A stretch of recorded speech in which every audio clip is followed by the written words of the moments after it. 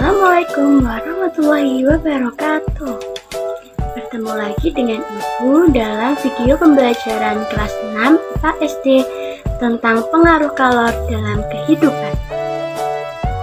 Tujuan pembelajaran yang pertama adalah setelah mengamati gambar benda yang menerapkan sifat konduktor dan isolator, siswa dapat mengklasifikasikan benda-benda yang bersifat konduktor dan isolator dengan benar. Yang kedua yaitu setelah mengamati percobaan tentang perpindahan kalor, peserta didik dapat menjelaskan perpindahan kalor yang telah dilakukan dengan tepat.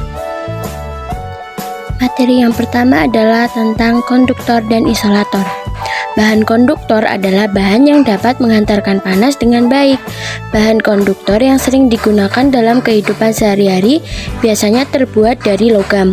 Contohnya panci, wajan penggorengan, dan beberapa peralatan masak di dapur yang terbuat dari logam.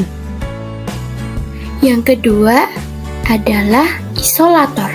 Nah, apakah anak-anak tahu apa itu isolator?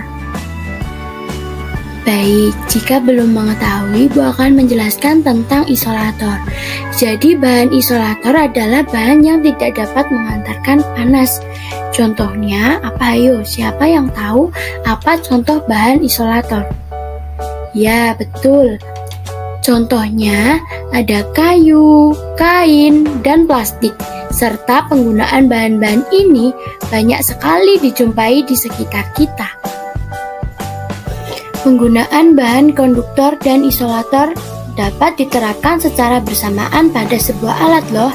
Nah, contohnya pada gambar di samping ini terlihat bahwa penggunaan bahan isolator berguna untuk mencegah panas dari sumber panas yang dialirkan ke pengguna panci. Pemanfaatan sifat konduktor dan isolator. Yang pertama adalah setrika listrik. Sifat konduktor pada setrika terletak di bagian alas setrika yang terbuat dari logam, dan sifat isolator terletak di bagian atas badan setrika, serta pada pegangan yang berbahan plastik. Yang kedua adalah termos air panas. Dinding termos terbuat dari dua lapis bahan, yaitu berbahan plastik atau logam pada bagian luarnya, serta berbahan kaca pada dinding bagian dalam, agar suhu pada air dapat bertahan lama. Yang ketiga adalah rice cooker. Sifat konduktor pada rice cooker terletak pada bagian dalam sebagai alat pemasak beras, sedangkan pada bagian luar terbuat dari bahan isolator agar tidak panas. Dan yang terakhir adalah teflon. Bahan konduktor biasanya terbuat dari logam, terdapat pada bagian wadahnya agar cepat menghantarkan panas ketika digunakan untuk memasak. Sedangkan bahan isolator terletak di bagian pegangannya yang terbuat dari kayu atau plastik. Percobaan sifat konduktor dan isolator.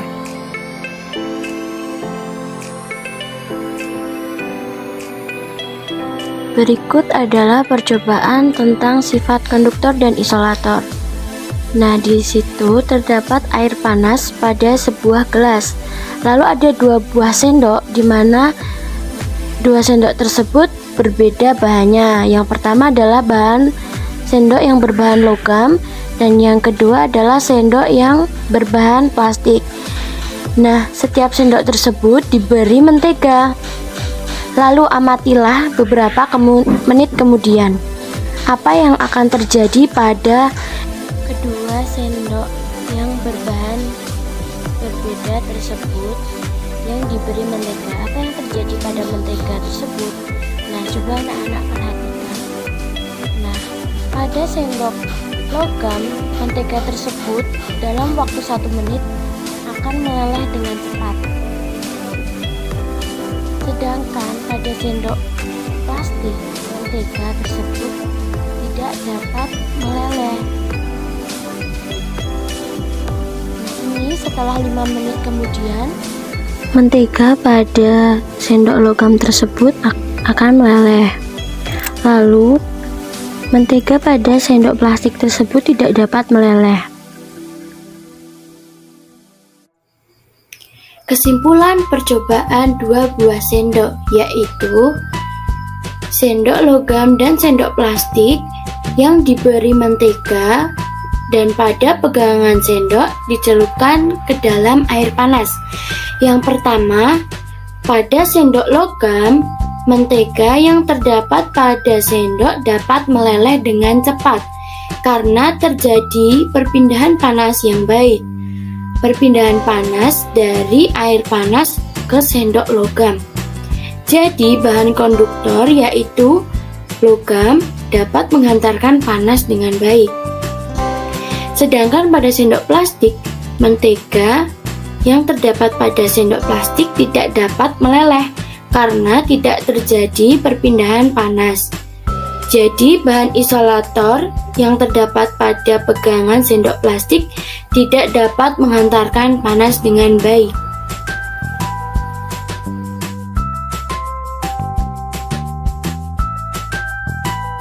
Nah, seperti itu penjelasan materi kita pada hari ini tentang pengaruh kalor dalam kehidupan. Semoga materi yang dapat Ibu sampaikan dapat bermanfaat bagi kita semua. Terima kasih. Billahi taufik wal hidayah. Wassalamualaikum warahmatullahi wabarakatuh.